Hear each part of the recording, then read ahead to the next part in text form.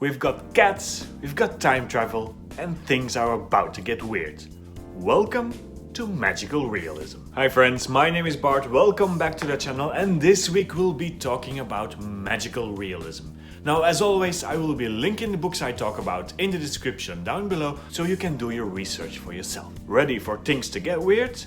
Let's go. Magical realism is a literary genre and is often confused with fantasy, but it's quite different. Magical realism depicts the real world, the world we know, with undercurrents of fantasy or magical elements. The world is still grounded in the realism that we know today, but it has certain fantastical or magical elements, which seem quite normal in that world and don't need explaining. While fantasy as a genre creates whole new, made-up worlds. Magical realism, however, blurs the line between what's real and what's fantasy, a bit like fairy tales do. So, what's typical for a magical realism book? It has a realistic setting. It is the world as we know it today. But it introduces certain magical elements, from talking cats to telepathy to the dead coming back. It doesn't matter, there are some fantastical or magical elements into that mundane world. And most of the times you get limited information. The magical elements, the fantastical elements don't need explaining. As a reader, you don't get an in-depth explanation of what's happening or how the magic works. It just works. And last but not least, magical realism is often a critique of society, politics, elitism, anything goes. Now, the term magical realism first pops up somewhere in the mid-20s in Germany. Europe is still recovering from that dreadful Great War and needs that little magical touch of escapism. And in those early days, magical realism is very much a European thing. From authors like Franz Kafka to Belgium's own Hubert Lampeau, magical realism is ingrained in that European identity. And even today, with celebrated authors like Carlos Ruiz Zafón, magical realism remains one of those favorite European genres.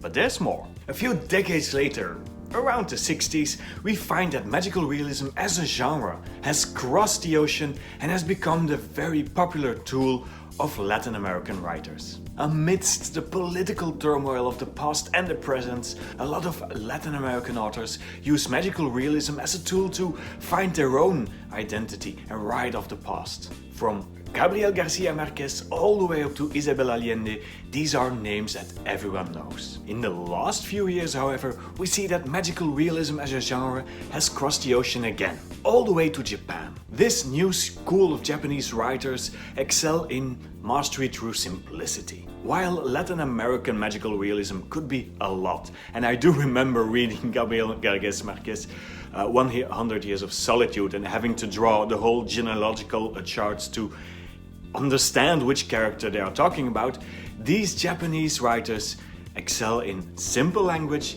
and simple ideas. You take one central idea and weave the story around it. It is a marriage of old and new, of Eastern and Western, at one time seamlessly blended, at the other time in juxtaposition. And I love these new Japanese magical realism books. And in fact, the recommendations I have for you today will all be from that Japanese school. So let's get into it. A great entry into Japanese magical realism is this book, The Cat Who Saved Books by Sosuke Natsukawa. It is a lovely read, a modern fantastical story about a boy who lives in the bookshop of his grandfather and meets a talking cat. It's always talking cats. And together they will go on adventures to save books and reading. It is very much a Japanese book, steeped in traditional knowledge and words, but it's also a critique against modern reading, a critique of how books have become a mass product, how readers push themselves to read as much as they can in a year, not really enjoying what they are reading. It is in fact, or at least that's my interpretation, one of the best critics of how social media has influenced the writing and reading industry in the last few years. It is very well written, easy to read, and the cat is a great character. So if you want to ease into those Japanese magical realism books, this one is for you. The next one is this series, Before the Coffee Gets Cold by Toshikazu Kawaguchi. And this is where the simplicity and mastery of a central idea shines. You take a simple idea. There's a cafe hidden somewhere where you can go and travel in time, basically. The rules are simple. You can only meet people that you have met before, you can't change anything, and you have to be back before the coffee gets cold. Originally a play, this book, as of recording, has now 4 volumes in the series already, and it doesn't get old. Every customer that comes into the cafe has its own story, and it is often equal parts gut-wrenching and beautiful. A very emotional series that I absolutely love. And of course, we can't talk about Japanese magical realism without talking about Murakami. And this is where it gets complicated. In my opinion, he has written some gems of books like the Wind-Up Bird Chronicle, but there are also books that I don't care for. Haruki Murakami is one of the best-selling Japanese authors at this moment. But not all of his books are magical realism. A lot of people start with Norwegian Wood, for example, one of his best-known books, and it is quite good, but it's not magical realism. It has more of a dark academia vibe, if you want. The problem is that when Murakami does go magical realism, things tend to get weird. Very weird. And I'll be honest, a book like Kafka on the Shore isn't for everyone. So I'm not going to recommend any of these, but I'm going with the Wind-Up Bird Chronicle. The Wind-Up Bird Chronicle is, at least according to me, the best gateway into the absurdness and surreal quality of Murakami's writing. It is very much magical realism.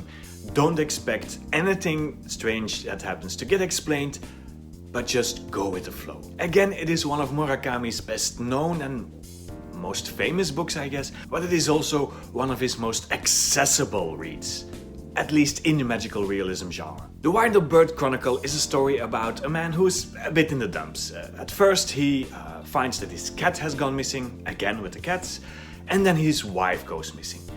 And he doesn't really know what to do. Because in the past it was his wife who always said what he had to do and when he had to do it, and now all of a sudden he has to make his own decisions. From there things get weird. He ends up in a well, there is a labyrinth. Not going to explain the book to you, you'll just have to read it. He is, however, undoubtedly the magical realism master of Japanese literature. So why not give him a try? Now I want to hear from you. Let me know in the comments down below, have you ever read a book in the magical realism genre? And if so, which one? If you haven't, why not? Let's have a conversation down below. That's enough of magical realism for now. If you want other things to read, why not try these? That was it for me for this week. Hope you enjoyed this video. Thank you for watching. See you next time. Bye.